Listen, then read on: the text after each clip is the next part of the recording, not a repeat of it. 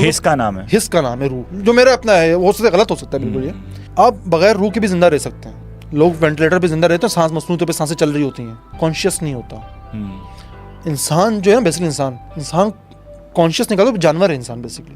ایک انسان میں اور ایک بندر میں کوئی فرق نہیں رہ جائے گا اگر اس میں سے کانشیس نکال دیا جائے، اور جس کا کانشیس ہوگا اس کا حساب ہوگا. اب وہ کہا جاتا ہے نا کہ جو پاگل ہے یا جن کا دماغ ٹھیک کام نہیں کرتا، مینٹلی اسپیشل جو چائلڈ ہیں، آدمی ہیں جو بھی ہیں، ان کا کوئی حساب کتاب نہیں ہے. نہیں کانشیس تو وہ ہے نا، وہ کانشیس ہی تو نہیں ہے سر، وہ زندہ ہیں. کانشیس ہوتا تو پھر ان کا حساب کتاب ہوگا ان کے عمل کا. ان کا عمل کا حساب نہیں ہو رہا کیونکہ اللہ پاک نے کانشیس نہیں دیا ان کو. شعور مطلب ہاں، یا عقل، جو بھی اس کو کہہ لیں. مختلف لوگ کہتے ہیں نا اس کو، مختلف نام دیتے ہیں لوگ اس کو. صحیح ہے. اب دماغ تو ہر انسان کے پاس ہوتا ہے، ان کے پاس بھی دماغ ہوتا ہے. کیمیکل امبیلنس ہوئی ہوتی ہیں، چیزیں ہوئی ہوئی ہوتی ہیں، اس لیے کانشیس ان کا کام نہیں کر رہا ہوتا. تو روح کو میں کانشیس کا نام دیتا ہوں بیسکلی. کانشیس جو ہے وہ باڈی سے باہر جا سکتا ہے. ہاں روح ایک بہت کمپلیکیٹڈ چیز ہے. یہی وجہ ہے کہ قرآن میں نا، جیسے وہ حدیث میں بھی یہ ہے کہ آپ علیہ الصلوۃ والسلام کے پاس نا ایک وہ ڈیلیگیشن آیا. قرآن پاک کی آیت ہے سر، یہ تم سے روح کے بارے میں سوال پوچھتے ہیں. تو انہوں نے کہا تھا 3 سوال پوچھنا جا کے نبی کریم صلی اللہ تعالیٰ علیہ وسلم سے. اگر وہ تینوں کے جواب دے دیں تو سمجھ جانا کہ وہ سچے نبی نہیں ہیں، اور اگر وہ 2 کے جواب دیں اور تیسرے کے بارے میں کہیں کہ مجھے اس کا علم ہے، تو سمجھ جانا کہ وہ سچے نبی ہیں. اور وہ تینوں سوال، ایک تھا ذوالقرنین کا، ایک اصحاب کہف کا، اور ایک روح کا. تو روح کے لیے اللہ نے یہی کہہ دیتے وَيَسْأَلُونَكَ عَنِ الرُّوحِ قُلِ الرُّوحُ مِنْ أَمْرِ رَبِّي، کہ وہ آپ سے سوال کر رہے ہیں نا روح کے بارے میں. آپ ان کو کہتے ہیں روح میرے رب کا امر ہے. اللہ نے روح کو ایکسپلین نہیں کیا کیونکہ روح کمپلیکیٹڈ چیز ہے، بہت کمپلیکیٹڈ چیز ہے. اب مسئلہ یہ ہے کہ ہم چونکہ کارٹونز میں، ہم نے ڈراموں میں دیکھا کہ روح ایک ایسی چیز ہے کہ انسان پڑا ہوا اس کی جیسی وہ چیز جار پر دکھ رہا ہے اس کے، وہ اٹھی ہے، جیسے ٹام اینڈ جیری وغیرہ. ہاں ٹھیک ہے سر، شبیہ بنائی. اب ہوا یہ کہ ہم نے اس کی شبیہ بنا کے ہم نے اس کو ایسی لینا شروع کر دیا، جبکہ ہو سکتا ہے کہ روح ایک الگ ہی کوئی مخلوق ہے. مجھ سے پوچھو نا تو میں اس کو مخلوق کہتا ہوں، ڈفرینٹ.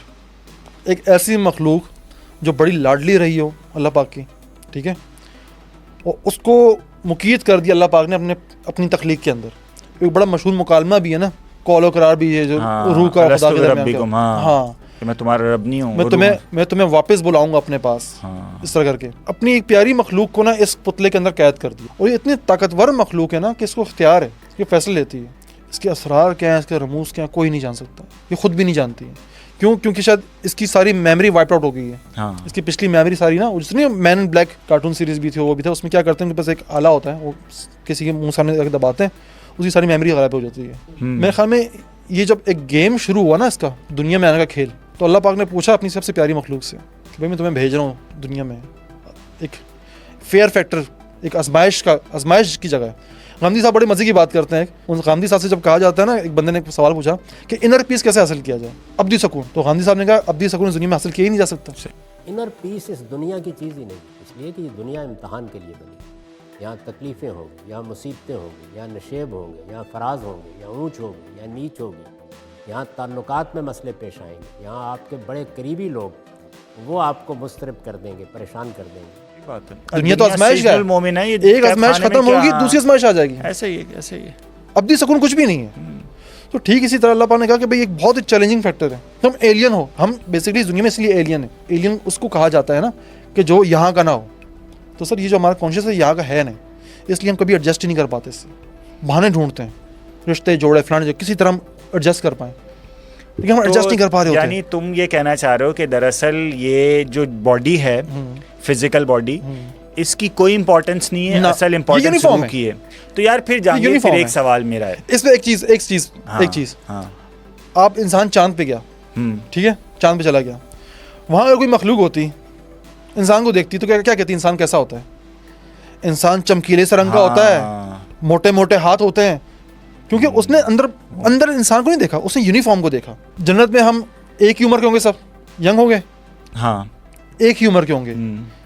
تو سر یہ جو باڈی ہے نا، ماس، یہ سر یہاں اس دنیا کا یونیفارم ہے، یہ دنیا کا یونیفارم ہے سر، یہ یہیں پہ رہ جائے گا.